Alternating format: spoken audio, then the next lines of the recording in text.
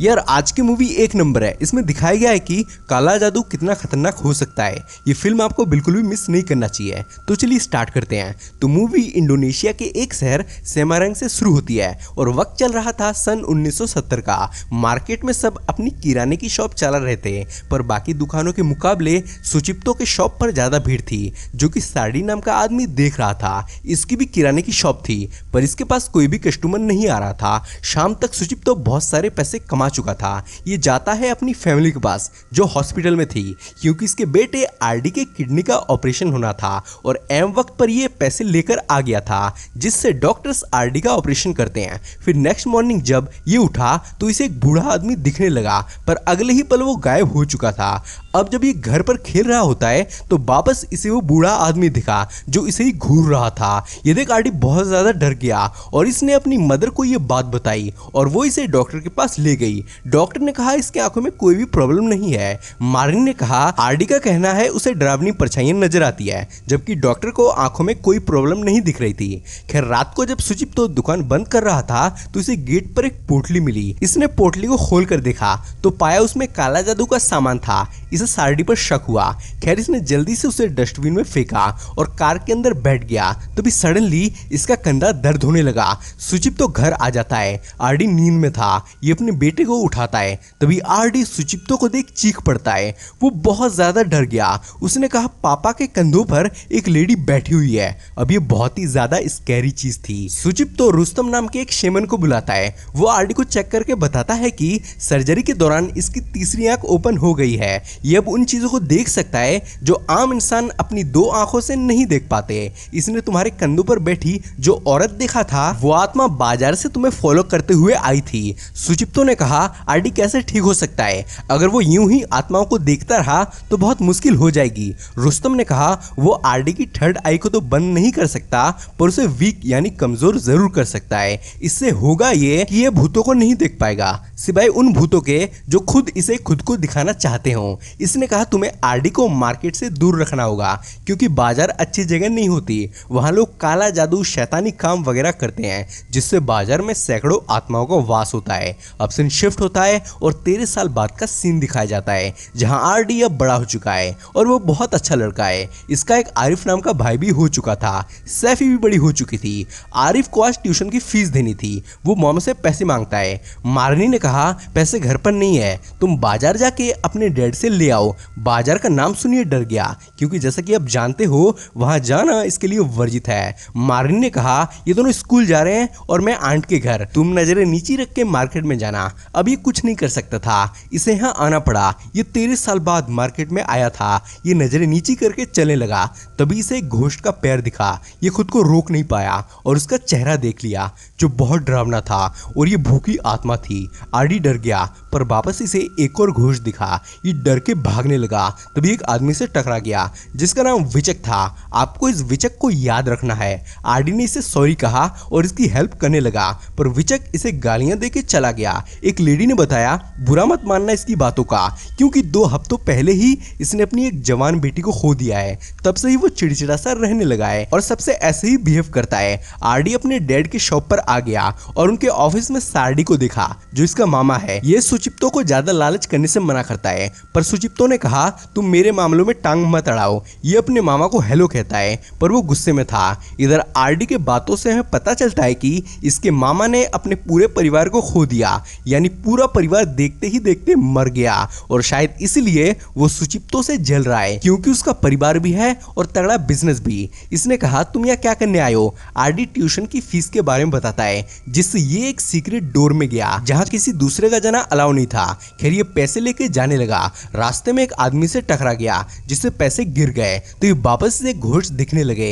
ये जल्दी से भाग गया और ये सारी चीजें विचक ने देख ली। रात में छोटा भाई आरिफ इन्हें एक माइथोलॉजी सुनाता है कि साउथ के ओशियन में एक रानी रहती है। अगर तुम वहां ग्रीन कपड़े पहन के जाते हो तो वो तुम्हें पकड़ लेगी। इधर सुचिप्तो को शॉप के बाहर एक काले रंग की पोटली मिली। इसने उसे खोलकर देखा तो पाया उसमें बंदर का स्कल था। तभी से तेज बंदरों की आवाजें आने लगी। ये जल्दी से भागकर गाड़ी में बैठा, तभी ऊपर कोई चढ़ गया। इसने बाहर आकर बोला, मैं तुम सबसे नहीं डरता, फिर इस पोटली को फेंक दिया। इसके बाद रात में जब ये सो रहा था तो इसे बुरे सपने आने लगे, जहाँ ये खुद को एक जंगल में पाता है और यहाँ ये लेविटेट कर रहा था। यहाँ एक बूढ़ी लेडी भी थी जो कह रही थी कि 7 प्लेसेस पर 7 रिचुअल्स किए गए हैं और अब वो डीमन तेरी आत्मा को कैद कर लेगा। लेडी ने डीमन को कहा इसके पूरे परिवार को खत्म कर दे, एक के बाद एक। फिर इसने इसके मुंह में कुछ भरा, तभी इसके हाथ पैर टूटने लगे और ये हवा में था। आरडी को शोर की आवाज आई। ये फादर को चेक करने गया तो पाया वो सो रहे हैं। नेक्स्ट मॉर्निंग पूरा परिवार ब्रेकफास्ट करने बैठा, तभी सुचिप्तो को खांसी होने लगी और फिर उसने खून की उल्टी की जिसमें से कीड़े निकले। पूरा परिवार ये देख घबरा गया। तभी हमने आरडी के पीछे एक शैडो को देखा, पर वो खुद को इससे छुपाता है। ये इसे हॉस्पिटल लेके गए, पर डॉक्टर को सुचिप्तो के बॉडी में कोई भी बीमारी नहीं दिखी, क्योंकि ब्लैक मैजिक मेडिकल और साइंस के ऊपर की साइंस थी। सुचिप्तो को देखने उसके पहचान वाले आए और कहने लगे, जरूर तुम्हारे ऊपर किसी ने ब्लैक मैजिक किया है, क्योंकि मार्केट में तुम्हारी दुकान नंबर टॉप पर है। इसने कहा वो इन अंधविश्वास पर विश्वास नहीं करता। ये अपनी मॉम मारनी को मार्केट में छोड़ता है, क्योंकि आज ये शॉप को चलाएगी। इसे इसका भाई सार्डी मिला, वो इसे कुछ सिरप देता है ताकि सुचिप्तो जल्दी ठीक हो जाए। ये आरडी को सिरप घर ले जाने को बोलती है, पर इसने उन्हें फेंक दिया, क्योंकि इसे शक हो चुका था कि ये काला जादू करने वाला इसका अपना मामा ही है। इधर आरिफ स्कूल से घर आया। मेड ने कहा घर पर कोई नहीं है सिवाय तुम्हारे डैड के, मैं अब घर जा रही हूँ, तुम्हारा खाना टेबल पर लगा दिया है। उसके जाते ही इसे आहट आई और सुचिप्तो का डोर ऑटोमेटिक खुल गया, पर अंदर कोई नहीं गया। तभी ये वाला डोर खुला, इसने देखा वही काली पोटली और अंदर वही स्कल था। तभी से बंदरों की तेज आवाज आने लगी, तेज हवाएं चलने लगी। इन सब से बच्चा बहुत डर गया और उसे बुखार आ गया। आरिफ अपने बड़े भाई को अपने साथ सोने को बोलता है, उसे बहुत डर लग रहा था। आधी रात को आरिफ को बुरा सपना आ रहा था, जिस कारण ये जाग गया। तभी इसके डैड का डोर ऑटोमेटिक खुल गया। इसने अंदर जाके देखा सब ठीक है, पर कुछ भी ठीक नहीं था। इसका गला कोई घोटने लगा और नाक से कीड़ा निकला। आरडी ने उसे मारा, फिर सैफी को उठाया, फिर हेल्प के लिए किसी को फोन लगाया। तभी देखा आरिफ के बेडरूम में कोई गया। ये चिल्लाने लगा, इसके कान में तेज दर्द होने लगा, अंदर कोई धागा घुसा हुआ था। आरडी उसे बाहर निकालता है तो पाता है ये कोई ताबीज थी। तभी हालत और खराब हो गए और इसके आंखों से ब्लड निकलने लगा। तभी एक नोकीली चीज ने उसका पूरा सीना चीर डाला और आरिफ मारा गया। पूरा परिवार ये देख के टूट गया। नेक्स्ट डे उसका फ्यूनरल होता है, जहां सार्डी भी था। ये अपने मामा से हाथापाई करने जाता है और कहने लगा, तुम्हारे वजह से आरिफ मारा गया, मैं जान चुका हूँ, ये सब तुम ही कर रहे हो। इधर सुचिप्तो की बॉडी पैरालाइज हो चुकी थी। ये अपने डैड की टेक केयर करता है। इधर मारिन ने खाना पीना छोड़ दिया था, सब गम में डूबे थे। आरडी ने मॉम से पूछा, क्या आपको रुस्तम याद है? क्या अब भी उसका फोन नंबर या एड्रेस वगैरह है? इसने कहा हाँ। अब रात के वक्त रुस्तम इनके घर आता है। उसने कहा, तुम लोगों पर किसी ने ब्लैक मैजिक किया है, पर ये उसे हटा नहीं सकता, क्योंकि पहले जानना होगा ये किस टाइप का ब्लैक मैजिक है। फिलहाल के लिए ये इन्हें एक ब्रेसलेट पहनने को देता है जो इनको इविल से प्रोटेक्ट करेगी। फिर कहा, अगर तुम्हें पता चल जाए कि ये काला जादू तुम पर किसने किया तो उसके मुंह पर ये बात मत कहना, नहीं तो वो तुम्हें ऑन द स्पॉट मार देगा। खैर ये अपने डैड से कहता है कि वो दुकान संभालने जा रहा है। तभी हमने नोटिस किया कि सुचिप्तो ने पूरी जान लगा के गर्दन ना में हिलाई, यानी वो नहीं चाहता था कि ये वहां जाए। खैर इसने मार्केट में देखा यहाँ तो जगह जगह पर ये सब हो रहा है। इसे यहाँ विचक मिला, ये उसकी हेल्प करना चाहता था, पर इसने उसे दूर किया। ये अपने मामा को सारे मुसीबतों का जड़ मान रहा था। अगला दिन निकला और सबके दुकान में कस्टमर्स की भीड़ थी सिवाय आरडी के। इस मुश्किल घड़ी में इनके वर्कर्स भी रिजाइन देना चाहे थे, क्योंकि इन्हें दूसरी जॉब ऑफर मिली थी।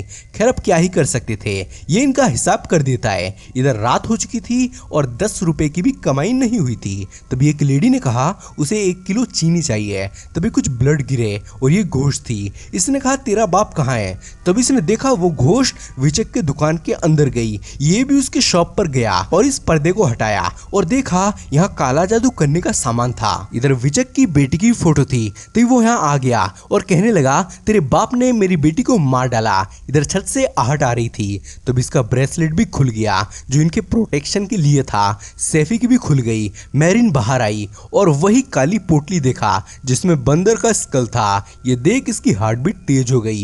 ये उसे बाहर फेंकने जाने लगी, पर तभी एक फोर्स ने उसे रोका और तेज हवाएं चलने लगी। ये घर के अंदर आ गई, तभी सैफी की भी नींद खुल गई। ये अपने मॉम को सोने को कहती है, तभी देखा कि इसका ब्रेसलेट गायब है। इधर आरडी घर पे आ गया और इसे ये चीज दिखी, तभी इसका भी ब्रेसलेट निकल गया। ये भागकर घर के अंदर आया। फिर इन्होंने रुस्तम को बुलाया। इसने कहा ये ब्लैक मैजिक ईस्ट की तरफ से आई है और कहा अगर ऐसी चीजें दोबारा दिखे तो उसे खोलना मत, ना ही टच करना, नहीं तो तुम क्रश्ड हो जाओगे। आरडी गुस्से में अपने मामा के पास आया और उनसे लड़ने लगा। इसने कहा तुम्हारे वजह से मेरी पूरी फैमिली खत्म हो जाएगी। सारडी ने कहा मैं ये सब नहीं कर रहा, बल्कि तुम्हारे डैड ने ये काला जादू का खेल शुरू किया था। इधर 1970 में सुचिप्तो भी अपना शॉप खोलना चाहा था, जिससे अपने जीजा की इसने हेल्प करी और फाइनली उसने शॉप ओपन कर लिया। पर लोग इससे जलने लगे और वो इस पे काला जादू करने लगे, जिससे कस्टमर्स ने इस दुकान पर आना बंद कर दिया। और तब तुम भी बीमार थे और पैसों की तंगी हो चुकी थी। सुचिप्तो ब्लैक मैजिक पर विश्वास नहीं करता था, पर फिर भी वो एक बार इसे ट्राई करने का सोचता है और मवादी नाम की सेमन से मिलता है। वो अपने रिचुअल से तुम्हारे डैड का शॉप टॉप पर कर देती है। इस मार्केट में तुम्हारे डैड की शमन बहुत पावरफुल थी बाकी दूसरे शमन के मुकाबले। फिर जब भी किसी का शॉप आगे बढ़ता तो सुचिप्तो ब्लैक मैजिक करके उस दुकान का डाउनफॉल कर देता। फिर एक दिन किसी ने तुम्हारे मॉम के ऊपर ब्लैक मैजिक किया और उनके पेट में कीले पाए गए। मवादी बहुत ताकतवर समन थी, वो तुम्हारे मॉम की पेट साफ कर देती है। फिर सुचिप्तो ब्लैक मैजिक को उसकी तरफ भेजने को कहता है जिसने ये भेजा था, पर गलती से विचक के जगह मैजिक उसकी डॉटर पर हो गया था और उसके शरीर से कील निकले जिन्होंने उसे मौत के घाट उतार दिया। इसलिए विचक ने तुम्हारे डैड से बदला लेने का सोचा और उस पर हाई लेवल का ब्लैक मैजिक किया। पर अब भी इसे अपने मामा की बातों पर विश्वास नहीं हो रहा था, वो इसे झूठा ही समझ रहा था। जिससे सारडी ने कहा अगर तुम्हें यकीन नहीं हो रहा तो अपने डैड के ऑफिस में जाओ, वहां तुम्हें प्रूफ मिलेगा। ये वहां जाता है, पर सीक्रेट डोर लॉक था। ये दरवाजा तोड़ अंदर आ गया और देखा एक ब्लैक अलमारी। इसने जब उसे खोला तो होश उड़ गए। यहाँ वाकई ब्लैक मैजिक करने का सामान था, साथ में एक किताब भी थी जो बता रही थी कि इन रिचुअल्स को कैसे किया जाता है। बुक के पीछे एक नंबर लिखा था। इसने उस पर कॉल किया। कॉल शमन की डॉटर ने उठाया। फिर ये एड्रेस लेके वहां पर चला जाता है और इस आदमी से मवादी का घर पूछता है। आदमी से उसकी बेटी के पास ले आता है। इसने कहा वो सुचिप्तो का बेटा है। ये सुन इसका मुंह उतर गया। इसने कहा तुम्हारे डैड की हेल्प करने के चलते मेरी मॉम आज पैरालाइज पड़ी है, वो बोलने के हालत में भी नहीं रही। इसने कहा मेरे डैड भी पैरालाइज हो चुके हैं। फिर इसने कहा ये ब्लैक मैजिक जिसने भी किया है वो बहुत पावरफुल समन होगी और अक्सर ऐसे समन किसी प्राचीन ट्राइब से बिलोंग करते हैं। दोस्तों इसके बातों से पता चला इसके फादर पर सिगोरो पिटो नाम का काला जादू हुआ था। ये मैजिक बहुत इंटेंस लेवल का होता है। इसमें समुद्र के 7 पॉइंट्स पर जाकर 7 टाइप का रिचुअल करना पड़ता है और ये विच क्राफ्ट ह्यूमन सेक्रीफाइस मांगता है। खैर ये सब पता करने के बाद ये अपने मामा के पास आया और उन्हें सिगोरो पिटो के बारे में बताया। तभी इन्होंने देखा कोई चीज इनके घर की ओर जा रही है। ये भाग के घर की ओर निकल गए। इधर मॉम सैफी को चाय बनाने को बोलती है, जिससे किचन में चली गई। तभी एक शैडो इसके अंदर घुस गया और इसके पेट में तेज दर्द होने लगा और वो गुब्बारे की तरह फूलने लगा और फिर पेट की सारी अंतड़ियां बाहर आ गई। तभी ये दोनों भी घर आ गए और ये मंजर देख इनकी रूह कांप गई और सब रोने लगे, जो सुचिप्तो भी सुन रहा था। खैर मरीना का फ्यूनरल किया जाता है। फिर रात के वक्त रुस्तम इनके घर आता है और कहने लगा हमें रुवात रिचुअल को परफॉर्म करना होगा, उसी के थ्रू ये ब्लैक मैजिक टूट सकता है। तुम्हें समुद्रों के उन 7 पॉइंट्स में जाना होगा जहां ये रिचुअल परफॉर्म किया है। तुम्हें उस 7 जगह से पानी भरकर लाना होगा और फिर सुचिप्तो के शरीर पर डालना होगा, तभी वो ठीक हो पाएगा। और ये काम 4 दिन के अंदर होना चाहिए, नहीं तो सुचिप्तो मारा जाएगा। फिर रुस्तम ने कहा मुझे तुम्हारी थर्ड आई ओपन करनी होगी ताकि तुम छुपी चीजों को देख सको, क्योंकि ओशियन के उन 7 पॉइंट्स पर जहां रिचुअल किया गया है उसे तुम थर्ड आई से ही देख सकते हो। इसका मामा इसके साथ जाना चाहता था, पर रुस्तम उसे अपने साथ रहने को कहता है, जिसे सैफी ने आरडी के साथ जाने का डिसाइड किया। इसके बाद रुस्तम इनकी थर्ड आई ओपन करने के लिए एक रिचुअल परफॉर्म करता है, चर्न्स वगैरह करता है। फिर फाइनली इसने इनकी तीसरी आंख खोल दी। खैर फिर दोनों निकल गए। रुस्तम उनके लिए प्रेयर करता है। ये दोनों बीच के उस पॉइंट्स पर आ गए जहां रिचुअल किया गया था, पर इन्हें यहाँ कुछ नहीं दिख रहा था। जैसे ही इन्होंने थर्ड आई से देखा तो वो चीज दिख गई। ये इसकी कैंडल बुझाती है, एडी कैन में पानी भरता है, तभी यहाँ का रखवाला डीमन यहाँ आ जाता है। दोनों भागने लगे। इसके गर्दन में एक सांप था। ये गाड़ी में बैठ गए तो वो इन्हें मारने आ गया, पर ये दोनों टाइम पे निकल गए। फिर किसी दूसरे पॉइंट पर आए, इसने कैंडल बुझाया और ये पानी भरता है। यहाँ की रखवाली एक जिन कर रहा था। फिर ये तीसरे बीच पर आए और यहाँ की रखवाली एक बूढ़ी औरत की सोल कर रही थी। दोनों जल्दी से भाग निकले। फिर चौथे जगह पर आए, यहाँ भी एक लेडी घोस्ट थी। ये जल्दी से पानी भर के निकल गए। फिर पांचवें पॉइंट पर आए और यहाँ भी सक्सेस हो गए। फिर छठे पॉइंट पर आए जहाँ एक सरकटा डीमन था। फिर अंत में ये 7वें पॉइंट पर आते हैं। सैफी जल्दी से कैंडल बुझाती है और ये पानी भरता है, तभी किसी के कदमों के निशान इसका पीछा करने लगे और उसने इसे पकड़ लिया, जिससे पानी का जार टूट गया। तो वो इन्हें छोड़ देता है क्योंकि साउथ एशियन की क्वीन यहाँ आ गई। अब दोस्तों ये वही माइथोलॉजी थी जो आरिफ ने इन्हें सुनाई थी, याद है ना आपको। क्वीन इन्हें एक जार पानी देती है क्योंकि उसके सिक्स सेंस ने बता दिया था कि ये किस प्रॉब्लम में है। खैर ये पानी लेकर घर की ओर चल दिया है। इधर रात के वक्त इन्हें आहट आई। इधर तेज हवाएं चल रही थी, मौसम खराब था। ये प्रेयर करने लगा, तभी लाइट भाग गई और पूरा घर ब्लू हो गया और कोई डीमन यहाँ आ गया। रुस्तम को प्रेयर में ज्यादा विश्वास था जो वो करने लगा। डीमन ने इसका हाथ तोड़ दिया और फिर खोपड़ी भी। सारडी ने रुस्तम की लाश को देखा, जिससे ये बहुत घबरा गया कि अब क्या होगा। तभी डीमन इसके पास भी आ गया और इसका दिल निकालकर खा गया, यानी इसने उसकी सोल कैद कर ली। इसके बाद ये दोनों घर पहुंचते हैं और यहाँ अपने मामा की लाश पाते हैं। तभी डीमन की आहट आने लगी। इन्होंने रुस्तम की बॉडी को भी देखा। फिर ये दोनों समुद्र का जल बॉडी पर चढ़ाने लगे। तभी डीमन की हलचल हुई और अगेन लाइट भाग गई। ये टॉर्च लेने चला गया। इसे टॉर्च तो मिल गया, लेकिन डीमन के साथ वो इस पे अटैक करता है। आरडी सैफी को जल चढ़ाने को कहता है और ये इसका ध्यान अपनी ओर करने लगा। सैफी ने जैसे ही पानी चढ़ाया तो ये कमजोर होने लगा, जिससे इसने सैफी पे अटैक किया। सैफी ने अपने भाई को रिचुअल कंटिन्यू करने को बोला। ये चला गया और जल चढ़ाने लगा और अगेन ये कमजोर होने लगा। अब बस एक ही जार पानी बचा था, पर ये उसे चढ़ाने नहीं देता और इसने सुचिप्तो को ही पकड़ लिया। आरडी ने चैंट करके जार वॉल पर फेंक के मारा और फॉर्चुनेटली पानी सुचिप्तो पे गिर गया, जिससे इनका क्रश खत्म हो गया और डीमन को जलकर यहाँ से जाना पड़ा और फादर ठीक हो गए। सुचिप्तो अब बोल पा रहा था। ये अपने ब्लैक मैजिक किन से माफी मांगता है। इधर विचक को खतरे का संकेत मिलता है, जिससे वो अपनी शमन के पास आ गया। समन प्रोटेक्शन सर्कल बनाने लगी, पर तभी डीमन की हाजिरी हो गई और वो यहाँ आ गया। ये समन को मार डालता है, फिर विचक को भी खत्म कर दिया। इधर सुचिप्तो के साथ माबादी भी ठीक हो चुकी थी। ये अपने दोनों बच्चों से माफी मांगता है कि अब वो ये काम कभी नहीं करेगा। फिर समन इसके ऑफिस में आई और कैंडल बुझा दिया, जिससे स्पिरिट की उपस्थिति यहाँ से खत्म हो गई और फिर बस मूवी का एंड हो गया। अब मुझे आप कमेंट में एक बात बताओ कि कौन कौन काला जादू में मानता है और कौन कौन नहीं मानता।